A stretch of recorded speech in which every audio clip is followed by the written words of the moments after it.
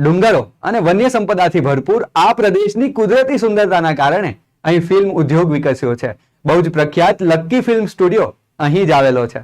વર્ષ 2011માં 62માં વન મહોત્સવ દરમિયાન હાલોલ ખાતે સ્થાપવામાં આવેલ વિરાસત વન અને આ ઉપરાંત જાંબુઘોડા તાલુકામાં આવેલું જાંબુઘોડા રીંછ અભયારણ્ય પ્રકૃતિ અને વન્યજીવોનો અનોખો સંગમ ધરાવે છે. ગોધરા તાલુકાના ટુવા ખાતે આવેલ ગરમ પાણીના ઝરા, દેસર ખાતે આવેલું પ્રાચીન રુદ્ર મહાલય મંદિર, જાંબુઘોડા ખાતે આવેલું 200 વર્ષ જૂનું જંડ હનુમાનજી મંદિર અને ગોગંબા ખાતે આવેલ હાથણી માતા ધોધ આ જિલ્લાની જોવાલાયક જગ્યાઓ છે. મેળાઓ અને ઉત્સવોથી શોભતા આ જિલ્લાના જુદા જુદા મેળાઓમાં રંગપંચમીનો મેળો અને ચાળિયાનો મેળો મુખ્ય છે. પંચમહાલ જિલ્લાના ભીલ નૃત્યો પૈકી યુદ્ધ નૃત્ય વિશેષ જાણીતું છે.